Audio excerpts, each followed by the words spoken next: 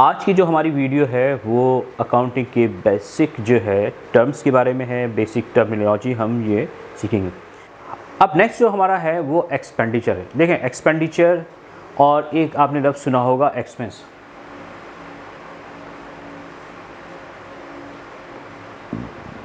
इसमें फ़र्क है, इसमें थोड़ा टेक्निकली जो है वो फ़र्क है। तो याद रखें, जहाँ कहीं एक्सपेंडिचर का वर्ड्स आए तो इसका मतलब हुआ कि अमाउंट आपने स्पेंड किया है on purchasing of long term asset, यानी कि नॉन करंट एसेट्स।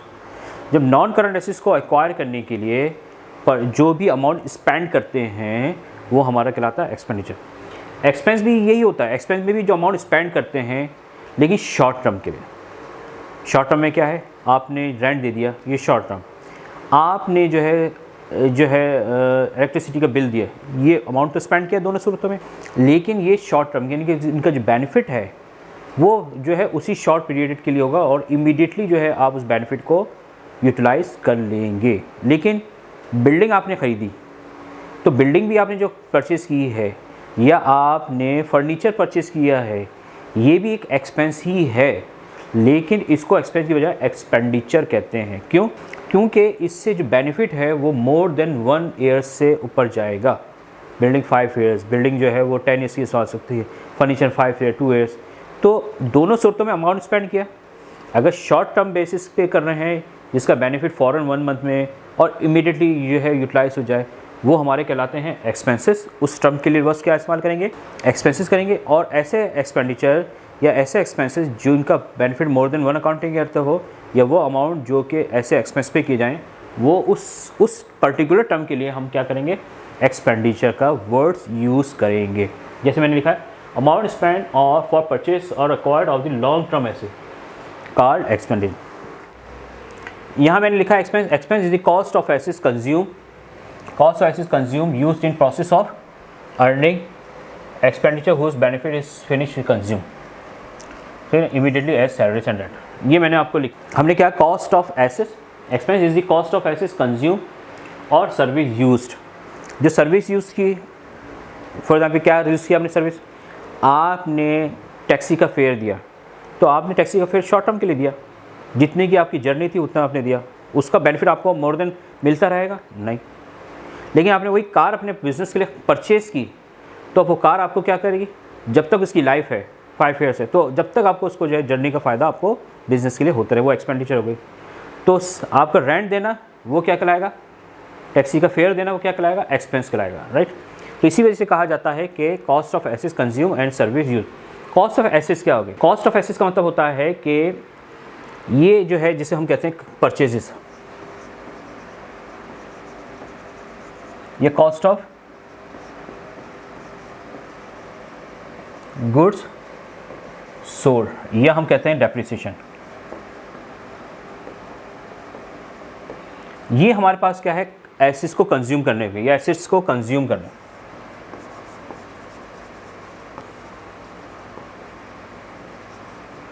परचेसिस का मतलब क्या होता है, परचेस का मतलब होता है कि वो अमाउंट जो स्पेंड किया जाए मर्चेंडाइज को। मर्चेंडाइज परचेस करते हैं तो वो उसकी क्या कहलाती है, कॉस्ट। यानी कि ये पेन है, पेन को मैंने ख़रीदा बेचने के लिए और 10 धर्म का इसका पेन का है, तो ये 10 धर्म जो है हमारे पास क्या कहलाएंगे, ये इसकी कॉस्ट कहलाएगी या इसको कहेंगे एक्सपेंस हुआ है। तो कॉस्ट ऑफ गुड्स सोल्ड का मतलब क्या होता है, वो तमाम सामान जो हमने बेचा है और उसको बेचने के लिए या उसको बनाने के लिए हमें जितनी भी मैन्युफैक्चरिंग कॉस्ट आई है, जो हमने मटेरियल परचेज़ किया, उसको बनाया, उसको बनाने के साथ जो उसकी टोटल कॉस्ट आई है। जैसे ये मैन्युफैक्चरिंग वाले हैं तो ये कहते हैं इसको पेन को प्रोड्यूस करने के लिए टोटल मटेरियल से लेकर लेबर एवरीथिंग जो इसकी कॉस्ट आई है वो 8 धर्म आई है। तो 8 धर्म जो है इसकी क्या कहलाई, कॉस्ट। तो इसी वजह से कहा जाता है एसेट्स कंज्यूम। तो एसेट्स को कंज्यूम किया आपने, उससे कोई प्रोडक्ट दी इस लिहाज से। या फिर हम जैसे लिखते हैं कि डेप्रिसिएशन है, ये हम पढ़ेंगे डेप्रिसिएशन। तो लॉन्ग टर्म एसेट्स होते हैं जैसे बिल्डिंग फर्नीचर, उसको आप क्या करते हैं कंपनी के लिए यूज़ करते हैं, तो उसकी एक छोटी सी एक्सपेंस जो है हम या कॉस्ट जो है वो कंज्यूम हो रही होती है, क्योंकि एक्सपेंडिचर हो या एक्सपेंस दोनों जो है फ्यूचर बेनिफिट के लिए होते हैं, बेनिफिट की कंपनी के लिए होते हैं। एक को जो है वो step by step gradually use कर रहे होते हैं, जैसे लॉन्ग टर्म एक्सपेंडिचर को। जैसे हाउस है वो 5 साल तक यूटिलाइज होता रहता है, फर्नीचर 5 साल तक यूटिलाइज होती रहती है, तो वो उसके लिए हम क्या करते हैं डेप्रिसिएशन, ये अलग से चैप्टर है हमारा। तो मैंने यहाँ समझाने के लिए क्या है, एसेट्स कंज्यूम का मतलब क्या होगा, एसेट्स कंज्यूम कर रहे हैं, बिल्डिंग मटेरियल परचेस कर रहे हैं, परचेसिस जो है, परचेसिस का जो वर्ड्स है वो होता है मर्चेंडाइज जो खरीदते हैं ना उसके लिए। तो ये ऐसा क्या कहलाती है, एक्सपेंस कहलाता है, क्योंकि आपने क्या किया, मर्चेंडाइज खरीदी और उसको फ़ौरन ही बेच देंगे और उससे सेल्स हो जाएगी, जनरेट जाएगा, तो उससे बेनिफिट फ़ौरन क्या हो गया, कंज्यूम हो गया। तो ये हमारे कहलाते हैं एक्सपेंस। तो एक्सपेंस के लिए बस एक मेन आप ध्यान में रखें, शॉर्ट टर्म पे के लिए, बेनिफिट के लिए जो अमाउंट स्पेंड किया जाए या वो एसेट्स को यूटिलाइज़ किया जाए, वो हमारे क्या कहलाते हैं, एक्सपेंस कहलाते हैं। टर्म्स हम ऐड करते चले जा रहे हैं और एक और नई टर्म के साथ फिर जो है हम आप यहाँ पर लिख रहे हैं, और वो है रेवेन्यू एंड इनकम। रेवेन्यू और इनकम क्या होती है? एक मिसकॉन्सेप्ट है लोगों के दरमियान, वो इनकम को जो है प्रॉफिट ट्रीट करती हैं, और इवन के अच्छे मतलब एक क्वालिफाइड लोग भी जो है वो उनके दिमाग में रहता है कि रेवेन्यू मीन्स प्रॉफिट। रेवेन्यू का मतलब प्रॉफिट नहीं होता। रेवेन्यू, इनकम का मतलब होता है इनकमिंग, जो आपकी बिज़नेस में आ रही है, जो आपका मेन बिज़नेस था, उस मेन बिज़नेस से जो चीज़ आपने जनरेट की है, जो जनरेट किया गया है, उसे हम क्या कहते हैं, रेवेन्यू। रेवेन्यू है ना, लेना, हासिल करना, इनकमिंग, इनकम जो आपके बिज़नेस में आए। और बिज़नेस में कैसे आएगी? आपके पास बिज़नेस में आएगा कैसे? कैश अगर आता है तो कैसे आएगा? आपने सेल्स की, ठीक ना, उस सेल्स को करने की, चाहे वो कैश सेल्स थी, चाहे क्रेडिट सेल्स थी, तो पैसा जो इन होगा आपके पास, वो किस तरह से होगा?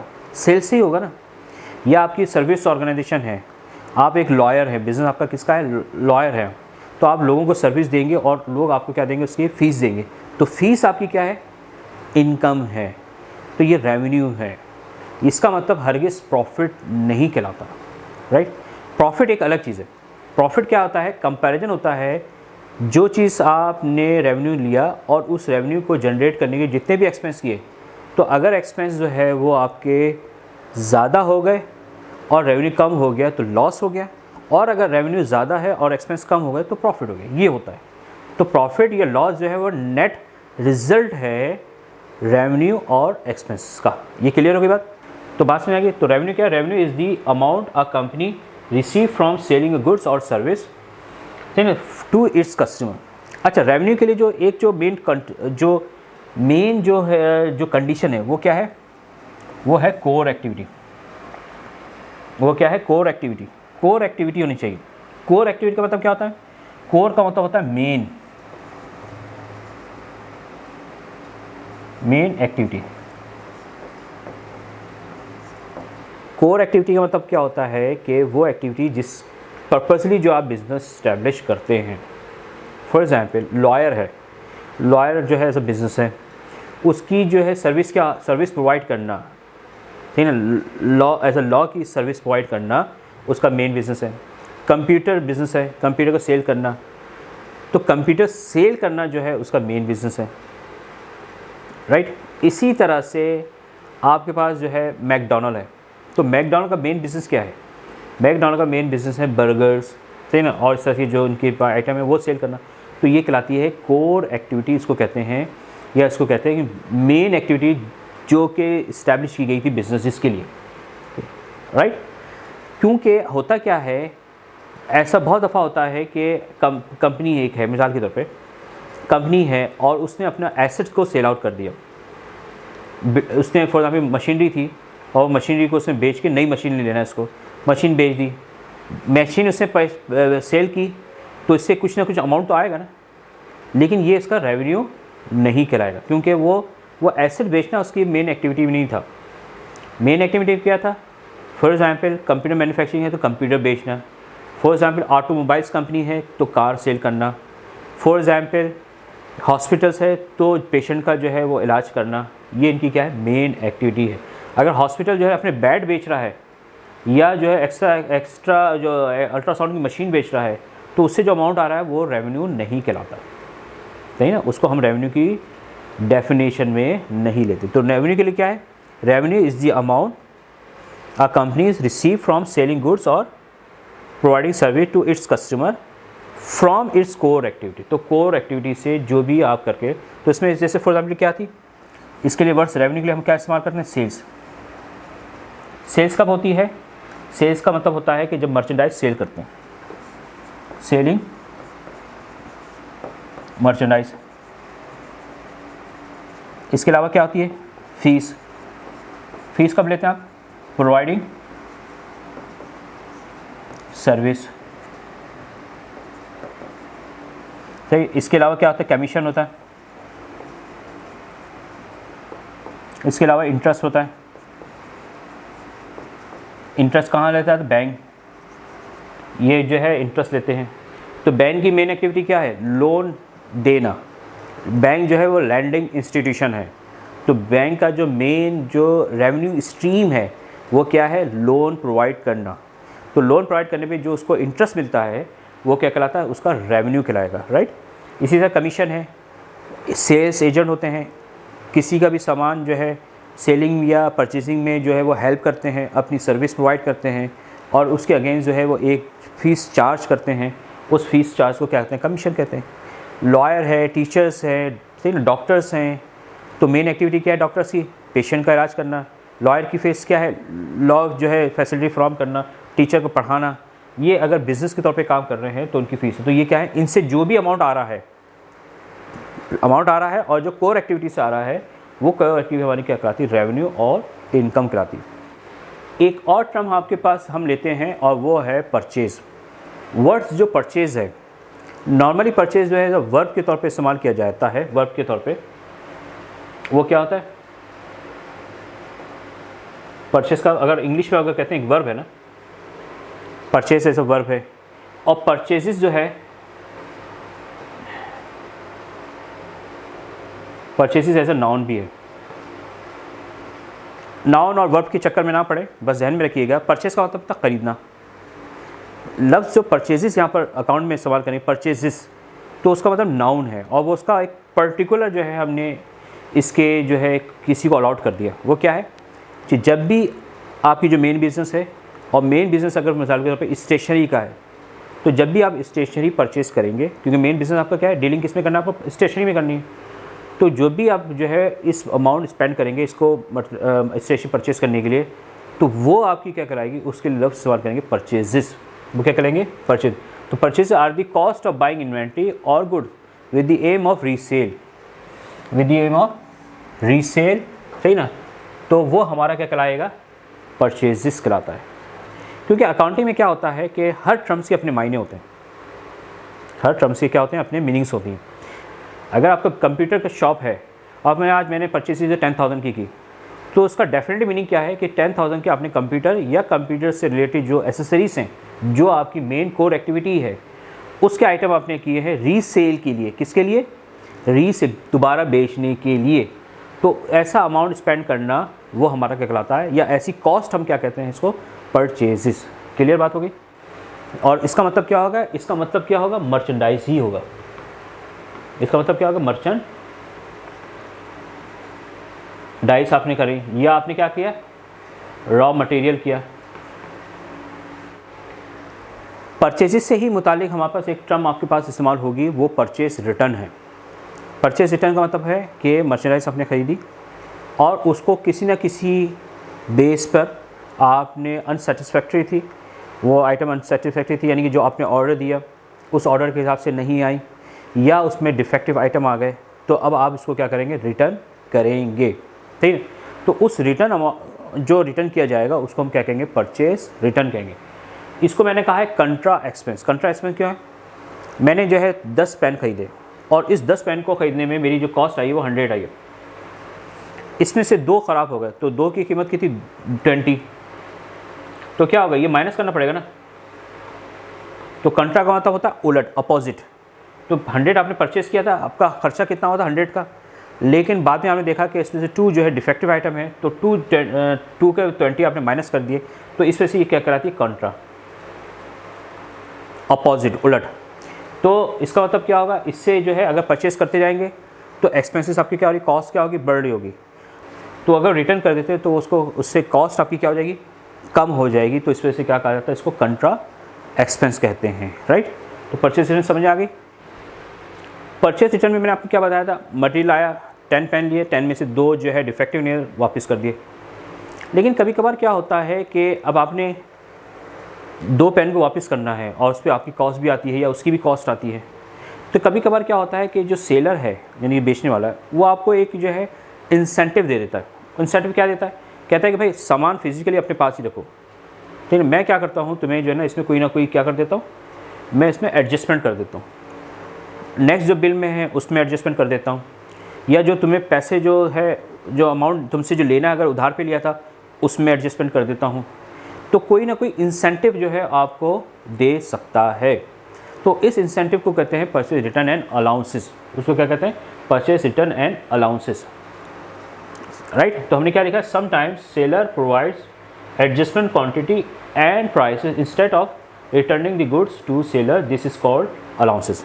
तो अलाउंसेस का मतलब क्या होगा, अलाउ करना। अलाउंसेस जो है कि एक ऐसा अमाउंट या एक ऐसी इंसेंटिव जो आप किसी को अलाउ करें, उसको कहते हैं अलाउंसेस। वो इंसेंटिव किस में दे सकता है, क्वांटिटी में, वो इंसेंटिव दे सकता है प्राइस पे। क्वांटिटी में क्या कर सकता है, आपने जो है 10 आइटम्स खरीदे, 2 आइटम ख़राब थे, तो अब वो कहेगा कि सही है, और लेकिन आपने पेमेंट जो करनी है किसकी करनी थी, या अगर कैश पे किया तो 10 की आइटम करिए, और कैश पे क्रेडिट पे किया तो 10 की आइटम की करनी है। अब 2 रिटर्न करना है, या तो फिजिकली वापस करो, अगर फिजिकली वापस करना मुश्किल है और वो आपको अलाउंसेस देता है, एडजस्टमेंट देता है, कहता है कि सही है 8 ही प्राइस के जो है ना मुझे पैसे देना। तो 2 आइटम के जो उसने दिए हैं, टोटल हमने कितने खरीदे, टोटल हमने परचेस किए 10, उसमें 2 हमने क्या कर दिए, रिटर्न कर दिए। तो ये फिजिकली अगर रिटर्न कर दिया तो वो रिटर्न ही होगा। लेकिन उसने कहा कि 2 की जो है ना प्राइसेस को एडजस्ट कर दो इन 10 के उस पर, यानी कि आपको 8 के पैसे ही मैंने लगाता हूँ, 8 ही के प्राइसेस में आपको जो है वो दे रहा होता हूँ, अगर परचेसर आपसे कहता है तो ये लफ्ज़ अलाउंसेस कराता है। तो ये हो गया प्राइसेस से और क्वांटिटी। कभी क्वांटिटी में करता है, कभी सिर्फ प्राइसेस में करता है। डिस्काउंट का एक मैंने वर्ड्स हैं, डिस्काउंट जो है 2 तरीके से डिस्काउंट होते हैं। एक होता है ट्रेड डिस्काउंट, एक कौन सा होता है,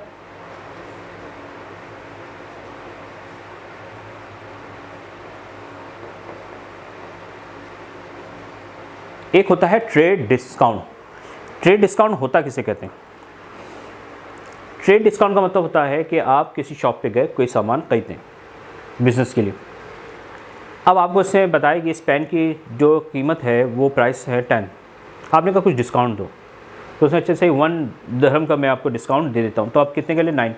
तो जो 1 दिरहम at the time of purchasing, वो हमारा क्या कहलाता है, ट्रेड डिस्काउंट कहलाता है।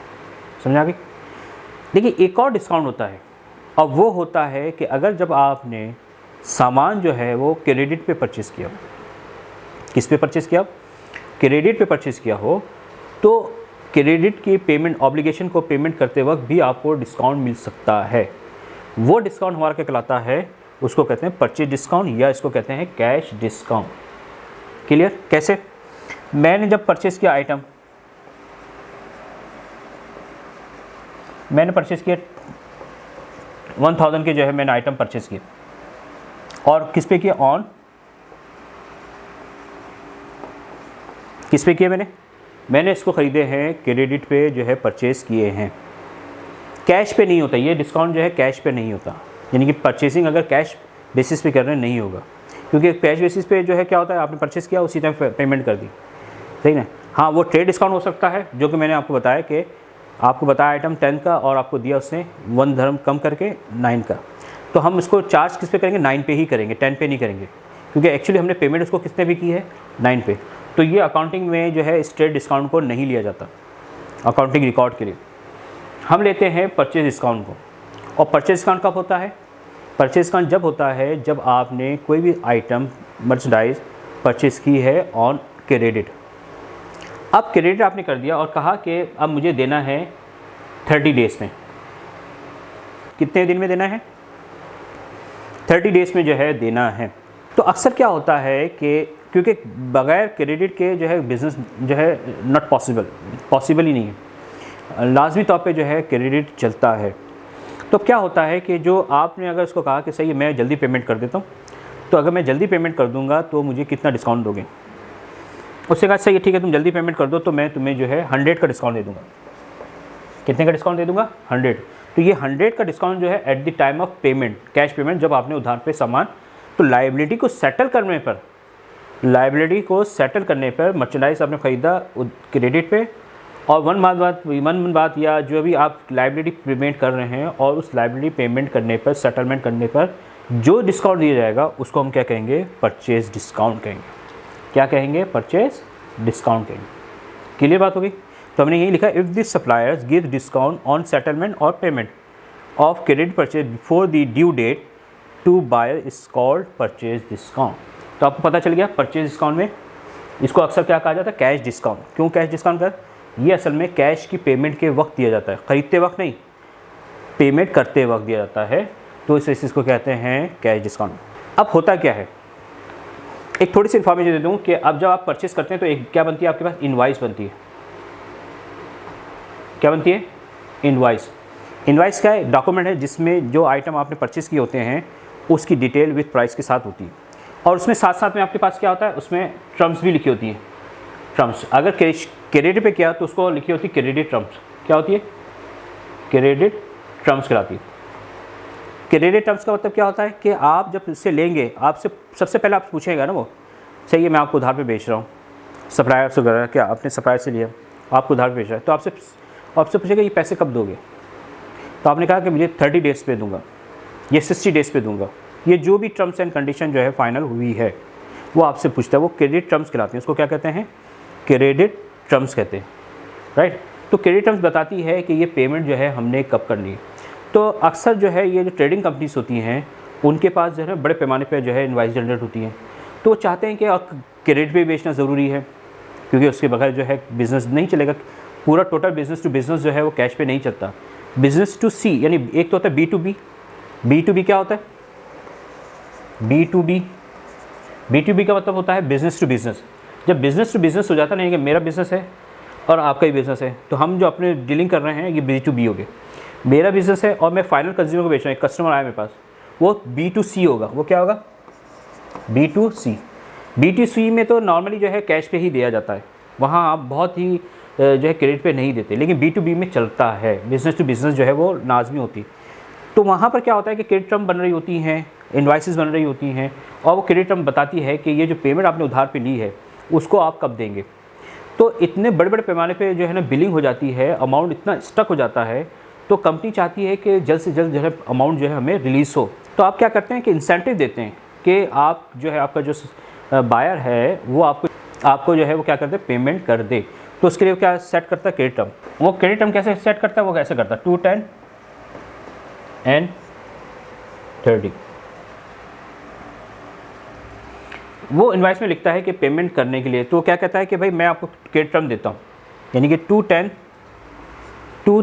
and 30। 2, 10 and 30 का मतलब क्या होगा, 2, 10 and 30 का मतलब क्या होगा, अगर आपने 10 दिन के अंदर पैसे वापस कर दिए तो 2% का क्या मिलेगा, आपको डिस्काउंट मिलेगा। अदरवाइज नेट अमाउंट जितना भी है आपका जो आपसे लेना है, नेट अमाउंट कहलाता है, नेट अमाउंट वो 30 डेज़ के अंदर देने हैं। तो ये क्रेडिट टर्म्स हैं, ये क्या है, एक क्रेडिट। तो मैं यहाँ इसको क्रेडिट टर्म को यहाँ लिखना चाहूँ तो कैसे लिख सकता हूँ, क्रेडिट टर्म, जैसे ये टर्म है तो 2, 10 and 30। इसके मीनिंग है, ये जो है 2 ये है डिस्काउंट रेट,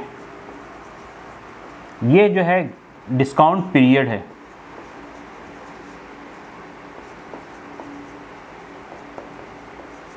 ये इसका मतलब नेट अमाउंट है जो असल हमने देना है,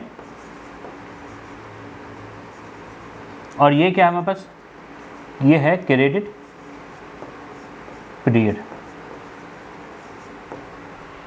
आपने 10,000 का अमाउंट खरीदा, मर्चेंडाइज खरीदी और इनवाइस बनी, इनवाइस में ये टर्म निकली 2, 10 and 30। तो इसका मतलब क्या होगा, अगर आप 10 दिन के अंदर अंदर जो है जिस तारीख से परचेस किया उस तारीख से 10 दिन के अंदर अंदर पेमेंट कर देंगे, तो टोटल अमाउंट का 2% आपको क्या मिल जाएगा, डिस्काउंट मिल जाएगा। तो 10,000 का 2% आप निकाल लेंगे तो उतना डिस्काउंट मिल जाएगा आपको, और फिर नेट पेमेंट कर देंगे आप।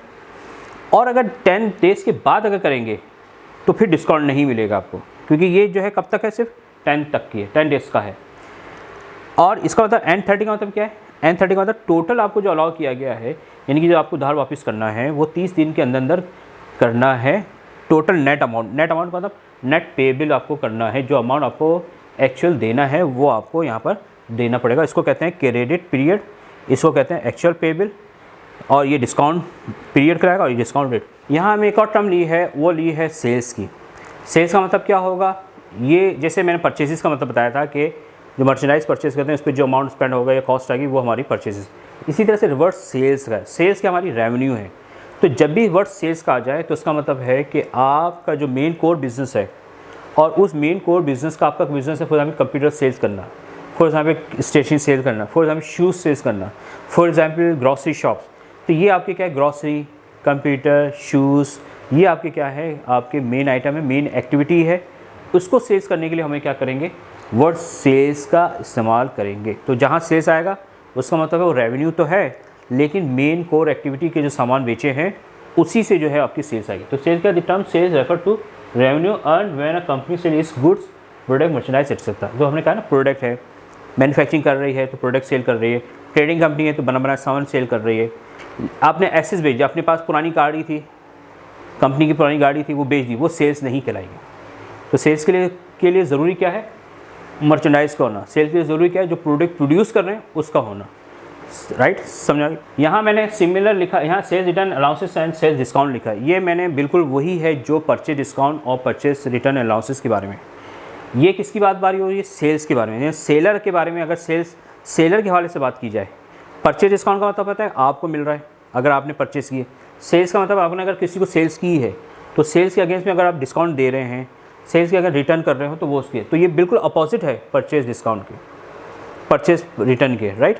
तो सेलर के हालात से अगर बात की जाएगी, वो तमाम चीज़ें जो परचेज डिस्काउंट में की थी वो हमारा क्या कहलाता है, सेल्स रिटर्न एंड अलाउंस। इसी वजह से इसको मैंने ज़्यादा यहाँ पर नहीं लिखा, बस ध्यान में रखिए कि बिल्कुल सेम है purchase discount, purchase return, purchase जो है वो अलाउंसेस के बारे में। ठीक है, क्लियर।